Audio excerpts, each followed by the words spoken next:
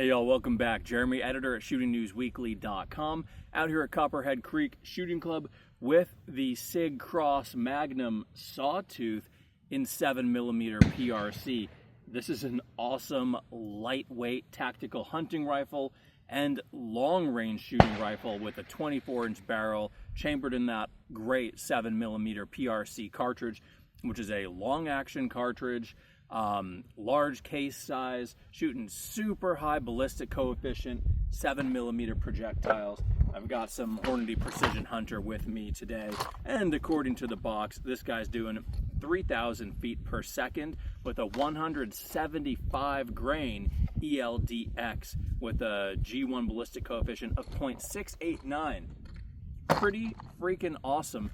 And the other thing that surprises me about the SIG Cross is how affordable they are, given, you know, SIG's scale as a giant company, and given how nice the guns are. $29.50 I think is MSRP on this. You can find them for like $2,700, and given that the barrel, this is a proof carbon fiber barrel, that's like a $1,000 barrel on this gun, that you can get the whole thing for $2,700-ish bucks. Heck of a deal. It's a pretty lightweight gun given its size, folding stock. Nice adjustable for your cheek rest, length of pull, and the butt pad can go up and down as well. Nice little hinge mechanism here. And the unique thing about the Cross, if you aren't familiar with it, is that it's a little different from your typical bolt action rifle design, and that there isn't a steel receiver that's bolted to a chassis or a stock. It's all one piece of machined aluminum, kind of neat. And then you have your, bolt that's sort of typical, rides in rails similar to a bolt action bolt, but how they've combined the upper and the lower into one is cool. And then the barrel has a barrel extension in it, kind of like an AR-15. I say, if we're gonna go right into some negatives, this short kind of teeny handguard I think looks a little funny with a big old long barrel like that. Small diameter and just short length. And the bolt knob angle isn't my favorite. They've done something a little unique. The bolt knob comes down and then shoots out so that when you fold the stock, it can clear inside of it. So the bolt knob goes through the stock there, which is nice, and it captures the bolt knob, but they do a little kind of a weird kink on it, in my opinion. Nothing that would, not a big knock, but I'd have that angle just a little bit different if I were designing it without that kind of compromise to make the stock fold. AR safety I think is really cool. Great gun. I've got a SIG Whiskey 6 on this. What is this, a 3 to 18? We're gonna shoot some groups. I'm gonna take you to the long range here, shoot 600 yards, see how this bad boy handles. We've got a Silencer Co. Scythe TI on there. What the gun comes with in 300 PRC or 7 PRC is this brake, kind of a multi-port little compensator style brake. I took that off for a suppressor. See how she shoots. I have 6 rounds loaded up into the Accurate magazine that comes with the gun. Plenty of room left over, so if you're loading your own, you can really load these things long and still fit it in the magazine. Got the chronograph out, the Garmin, because that 3,000 feet per second velocity on the box, that's probably a 26-inch barrel.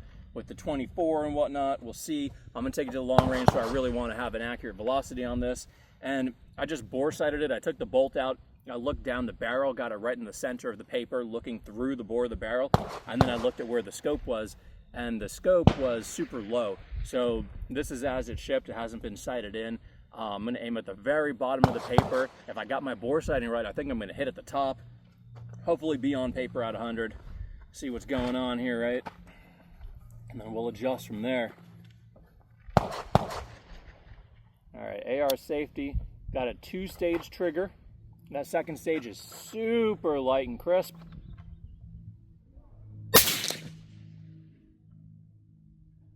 Yeah.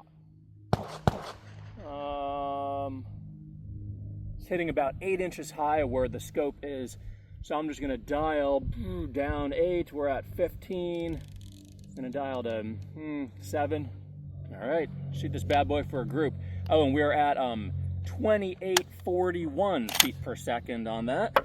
Woo, that's a big cartridge. So 160 lower than the box says, which is why we chronograph it. We don't just trust it automatically. Oh, those two holes are touching.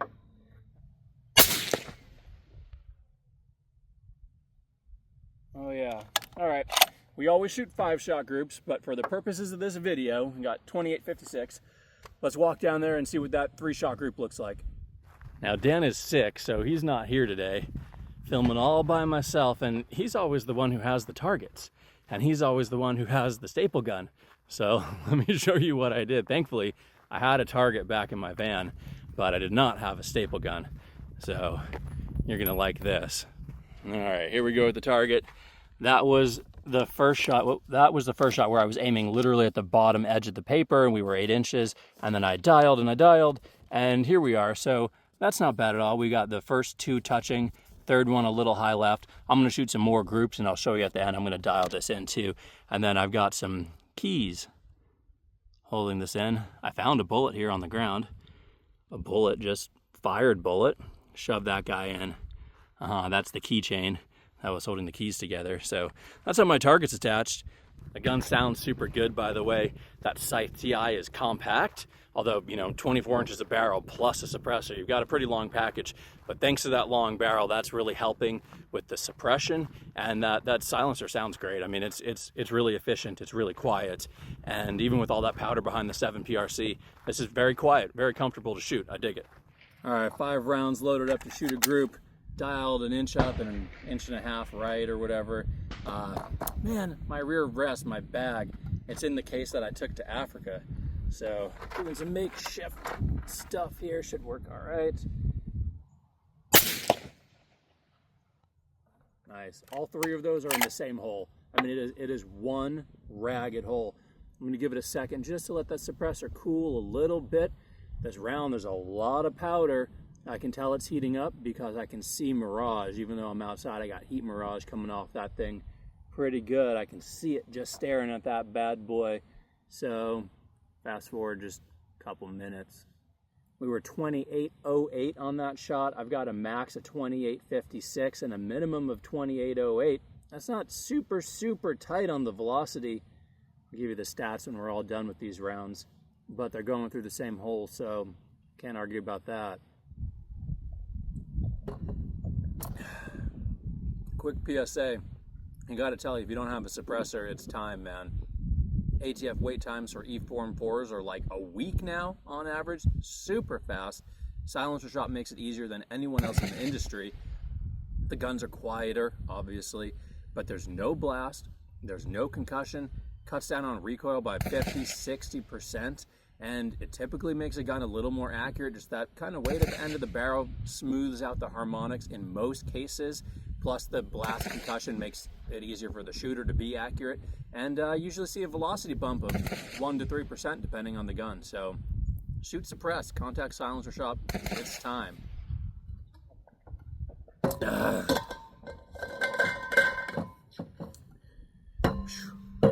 Texas, am I right?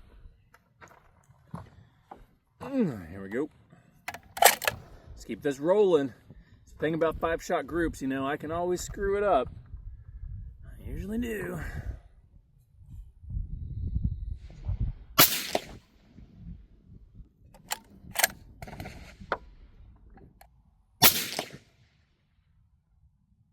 Oh man, she's a shooter, folks. That's a heck of a group. 5 shots, 100 yards. See what happened. In case you're curious, here's the summary of these shots through the Garmin on velocity. We had maximum 28.56, minimum 28.08, average 28.31 for a standard deviation of 14.4 feet per second. That is not as tight as I would expect out of match ammo, but it's pretty good. Not bad. 14.4 feet per second SD was good enough to put up a really nice target. Come with me, let's check it out. I will admit that my guesstimate of dialing for how far off I was after the bore sighting thing, it didn't quite pan out. I'm usually better at that, but I got a little bit more dialing to do. I'm not going to shoot a confirmation shot. I'm going to dial based on how many inches my group is off of the target I was aiming at. And then you know what? We're going to go straight to 600 yards. Skip 2, 3, 4, 5, straight to 6, and we're going to shoot a pig. All right, y'all. That right there is 5 shots. This is what I would call a 1/4 minute gun because we could fit that group if it was on target, right? If that was center, this was up, right? fits in that quarter of this 1 inch group, it's going to fit in that top quadrant. So this is probably extreme spread, center to center. I would say 1/4 inch. So heck of a shooter. Got to be happy with that, right? So I'm going to dial, I got a 1/2 inch down to get dead center and a 1/2 inch right. Half. I should be on target. Let's go 600 yards.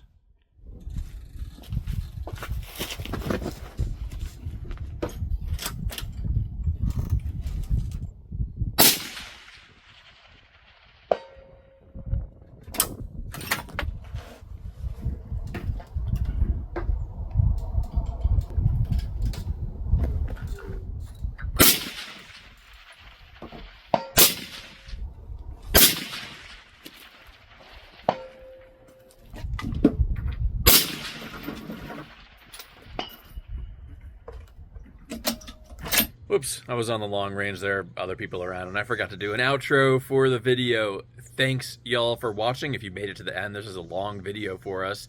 The SIG Cross-Magnum Sawtooth. Fantastic rifle. I mean, it's a really good value for a solid, great shooting gun. Enjoyed it a lot. I'm going to go take it hunting in a couple of weekends here. Maybe I'll do another video of that. Please subscribe. I have a lot of hunting videos and other interesting videos coming up from my trip to Africa, so that should be pretty cool. And we'll keep reviewing great new stuff as it comes in. See y'all next time. And hey, check us out over on Rumble as well, because we're going to be moving the channel at least substantially, if not entirely, over to Rumble very soon. See ya.